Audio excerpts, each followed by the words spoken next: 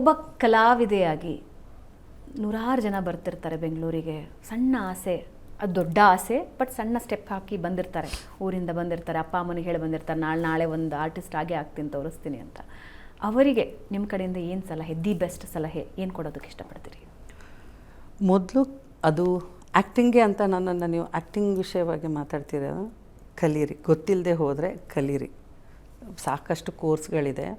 Acting ಕೂಡ ಒಂದು profession ಆಗಿರೋದ್ರಿಂದ ನಿಮ್ಮಲ್ಲಿ ಟ್ಯಾಲೆಂಟ್ ಇದೆ ಅನ್ನೋದನ್ನು ಹೊರಗೆ ಹಚ್ಚೋದು ಆ ಕೋರ್ಸ್ ಅಂದ್ಕೊಳ್ತೀನಿ ನಾನು. ಒಂದು ಕೋರ್ಸ್ ಮಾಡ್ಕೊಳ್ಳಿ. ಕೋರ್ಸ್ ಮಾಡಿಕೊಂಡು ಅದ್ರ ಮೂಲಕವೇ ಅವಕಾಶಗಳನ್ನು ಹುಡುಕ್ತಾ ಬನ್ನಿ. ಅವಕಾಶ ಸಿಕ್ಕರೆ ನಿಜಕ್ಕೂ ನಿಮ್ಮಲ್ಲಿ ಟ್ಯಾಲೆಂಟ್ ಇದ್ದು ನಿಮ್ಮ ಅದೃಷ್ಟನೂ ಅದ್ರ ಜೊತೆ ಸೇರಿದ್ರೆ ಒಳ್ಳೆ ಆ್ಯಕ್ಟ್ರ್ ಆಗ್ತೀರಾ, ಎಸ್ಟಾಬ್ಲಿಷ್ ಆಗ್ತೀರಾ. ಓಕೆ, ಈಗ ಕೊನೆಯದಾಗಿ, ಈಗ ಬಂದೆ, ನಾನು ಬೆಂಗಳೂರಿಗೆ ಬಂದೆ, ನಾನು ಸಿನಿಮಾದಲ್ಲಿ ಮಾಡಬೇಕು, ಕಿರುತೆರೆಯಲ್ಲಿ ಮಾಡಬೇಕು, ಯಾರನ್ನು ಭೇಟಿ ಆಗಬೇಕು ಅನ್ನೋದು ಬಹಳ ಅಷ್ಟೇ. ಯಾಕೆ ಪ್ರಶ್ನೆ ಕೇಳ್ತಿದ್ದೀನಿ ಅಂದರೆ, ನೀವು ಆಗಲೇ ಒಂದು ಉದಾಹರಣೆ ಕೊಟ್ರಿ. ಅಂದರೆ ಯಾರ್ಯಾರೋ ಇದನ್ನು ಮಿಸ್ಯೂಸ್ ಮಾಡ್ಕೊಳ್ಳೋ ಚಾನ್ಸಸ್ ಬಹಳ ಜಾಸ್ತಿ ಇದೆ.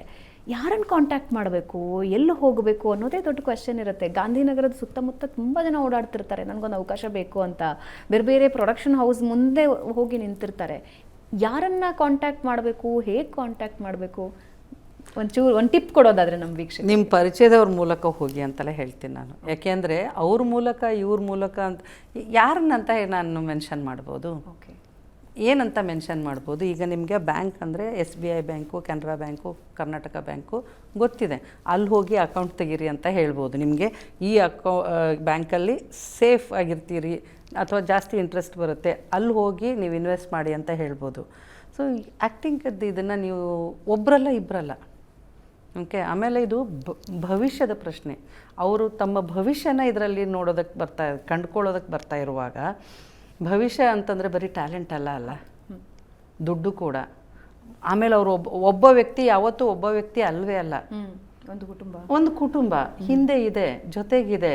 ಸೊ ಜವಾಬ್ದಾರಿ ಇದೆ. ಸುಮ್ಮನೆ ಕನಸು ಕಾಣೋದು ಬೇರೆ. ನನಗೂ ಇದೆಯಪ್ಪ, ಏನೋ ನನಗೂ ಪ್ರಧಾನಮಂತ್ರಿ ಆಗಬೇಕು ಅಂತ ಇದೆ. ಸೊ ಆಗಬೇಕು ಅಂತ ಇರೋದು ಬೇರೆ, ನನ್ನ ಕೆಪಬಿಲಿಟಿ ಅದು ಸರಿ ಹೋಗುತ್ತಾ, ಅಥವಾ ನನಗೆ ಆ ಕ್ಯಾಲಿಬರ್ ಇದೆಯಾ, ನನಗೆ ಆ ಟ್ಯಾಲೆಂಟ್ ಇದೆಯಾ, ನನ್ನ ಜೀವನಾನ ಅದು ಅದು ಇಲ್ಲದೇ ನಾನು ಇನ್ನೇನು ಮಾಡೋಕ್ಕಾಗಲ್ಲ ಇದೆಯಾ. ಸೊ ಎಲ್ಲ ಸಾರಾಸಾರ ಯೋಚನೆ ಮಾಡಿ ನಿರ್ಧಾರ ತಗೊಳ್ಳೋದು. ಆ ಥರದ ನಿರ್ಧಾರ ದಯವಿಟ್ಟು, ಸಾಕಷ್ಟು ಜನ ಬರೋದು ಆ ಥರದ ನಿರ್ಧಾರದಿಂದ.